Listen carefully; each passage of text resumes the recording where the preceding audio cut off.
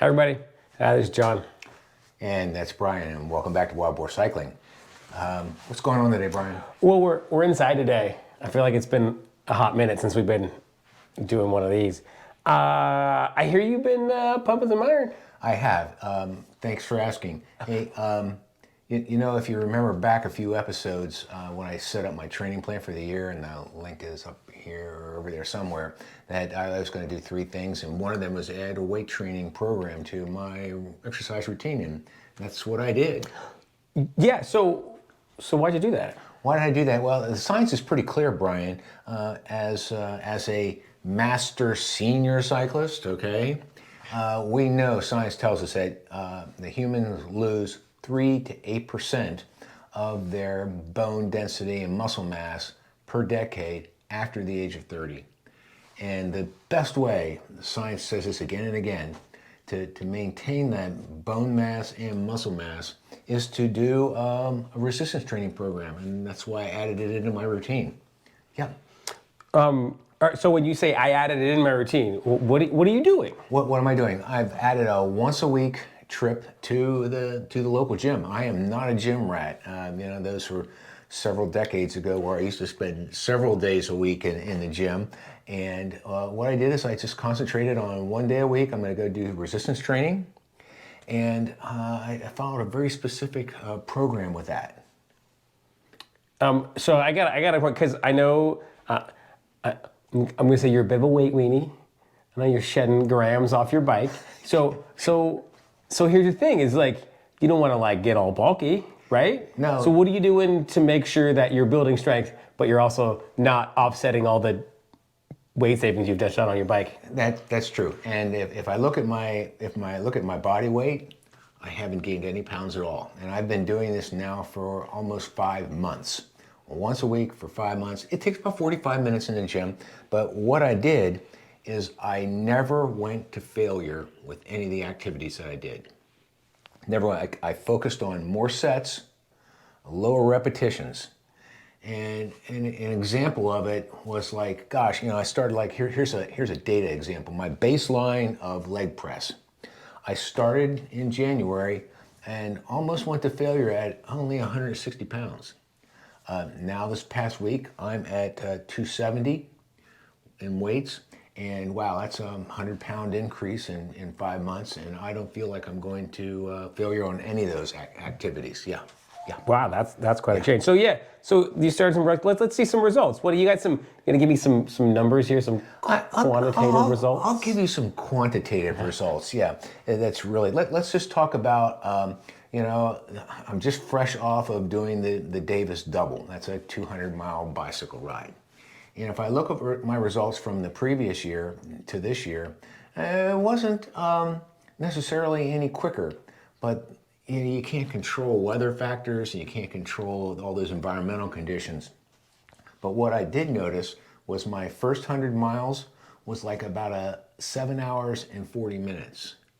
My second 100 was 6 hours and 30 minutes, which just said, gosh, my endurance and the ability to press on after a really challenging start into brutal headwinds still paid off a lot. A little bit more narrow focused. Here's one of our local climbs, and you've been out there on this with me. This is almost a 9% average grade for a quarter of a mile. So before I started weight training, let's call it back in October. So my time up this quarter of a mile uphill sprint was 2 minutes and 28 seconds at 218 watts. Just recently in April, my time up there was 216 with an average of 242 watts.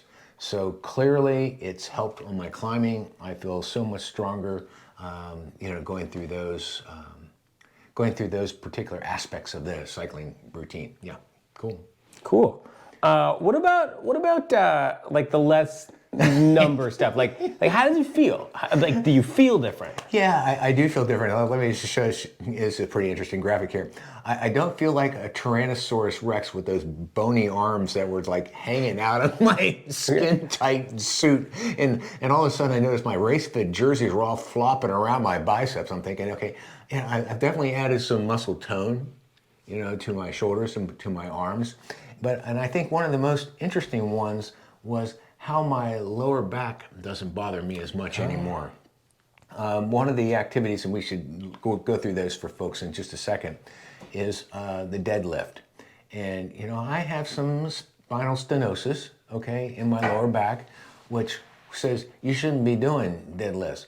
Well, no, I added them in, but remember, I did more sets at lower reps and never went to failure. And what I noticed was, gosh, my back actually feels better after doing the deadlifts. And even on climbs, even on some of the difficult climbs last weekend on the double century, I didn't have any back pain whatsoever. So that's qualitative. Qualitative results. That's no back pain is good, or less back pain is good. So let's, for the folks at home who might be interested in doing something like this, work us through your set list. What's okay? So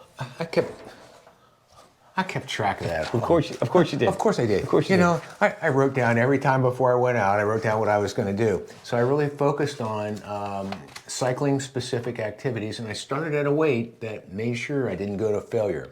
I do squats, leg press, leg curls, bench. I'm doing lat pull downs instead of chin ups, just because of some shoulder issues going on. Deadlifts, calf raises, and tricep presses. All very specific activities designed for cyclists. And I found one of these on the internet, but you have to find your base, I think, Brian, is really important. Making sure that you select a weight that you're not going to go to failure on. Yeah. That sounds like a pretty good set. I should probably do that too. But what do you think? After being a super master senior cyclist for so long, what have you learned from doing some strength training? I think it's helping me not to regress, folks. And I'd encourage folks out there that are maybe over the age of 30 that are still cycling regularly, to include this as part of their workout routines. And whatever you do, just do something like that, because that's going to help you maintain your bone mass and maintain your muscle mass. So that's my big lesson learned. You ready to go out and lift some weights? I keep saying I'm going to go lift some weights. Yeah. And I didn't join a big gym, no big membership fee. I walked down the street to our local YMCA for $8 a day for a visit, instead of spending hundreds of dollars for a monthly fee that I probably wouldn't use. And I just walk down the street and go do my sets, and I'm out in 45 minutes. I come back home and jump on the trainer in the garage for another 30 minutes of easy spinning, because I think that's one of the other things they recommend is after you do your weight routine, make sure you go back and follow with an easy cycling routine. So make sure your muscles remember that and maintain that memory. Make sense? Cool. That sounds great. Cool. Great. Yeah. Well, so, hey, thanks for tuning in. Hope this is helpful. I'll put some stuff up here, and you can look at some of the data, hopefully on the windows and things on how we have done this project. And in the meantime, go out and ride. Have fun. Lift weights. And keep the rope upside down. Yep. Bye, y'all. Bye. See you next time.